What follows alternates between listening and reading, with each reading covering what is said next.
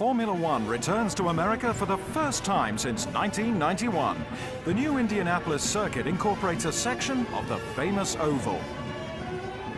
It's been raining since the morning, creating conditions that should favor pole man Schumacher. That doesn't seem to bother third fastest Mika Häkkinen, though.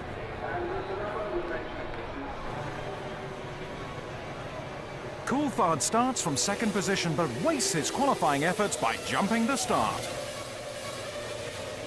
He leads but will surely be penalised by the stewards.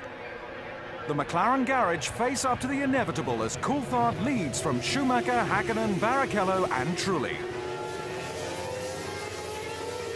Button battles with Trulli for fifth. They touch and Button suffers a rear puncture.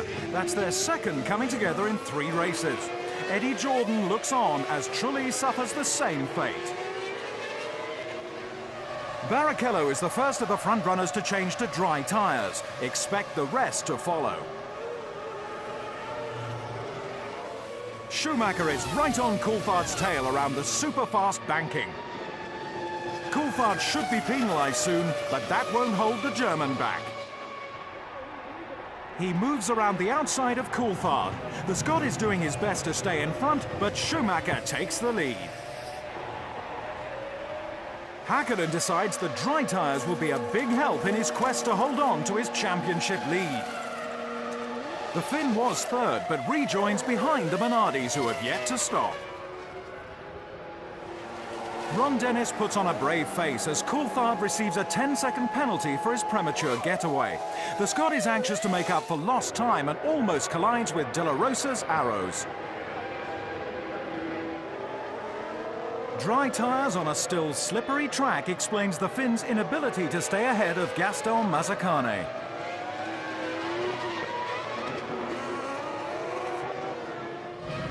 The race leader is still on wets, which are rapidly on their way out. The Ferrari pit crew have more suitable rubber ready, and into the pit lane comes the German.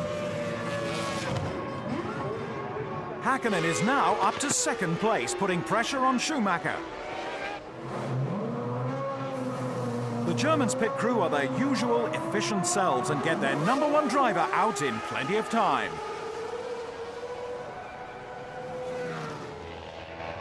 Not that they'll have to worry about Häkkinen any longer. A blown engine takes care of the Finn.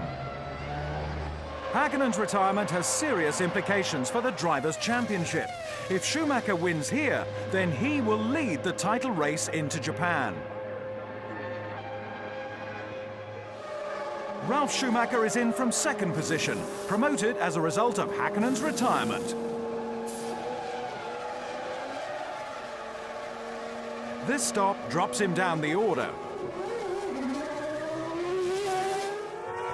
The battle for second is now a 3-way scrap between Frentzen, Villeneuve and Barrichello.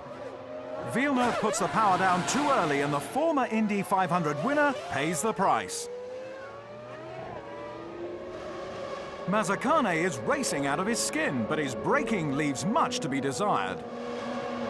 Barrichello comes in for his second stop. The Brazilian is now in second place after Frentzen's pit stop. It's close, but the pit crew has done its bit to ensure a prancing horse 1-2. Heinz-Harald Frentzen will have his work cut out to catch Barrichello now. Ralf Schumacher's work is done, although sooner than he would like. Hydraulic failure robs the German of a good result. Jacques Villeneuve is right back up with Frentzen. He dives down the inside of the Jordan but runs out of brakes. Get back to him pretty quickly, come on.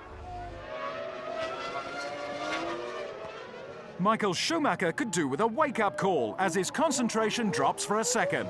But that's all it takes to lose control. The German is far enough ahead to keep the lead, but that won't do much for Ross Brawn and Jean Tot's nerves. Schumacher won't need to be concentrating too hard for too much longer as he powers round the banking to win the United States Grand Prix. It's a first time we've been here, and I guess nobody of us expected to have such a great welcome from the American fans, although it's probably not only American because they came here from all over the world.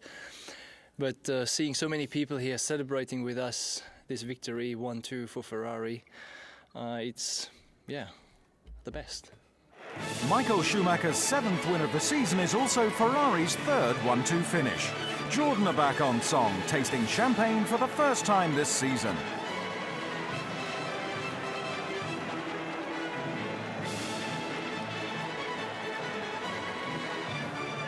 Schumacher is now just 1 win away from taking the driver's title.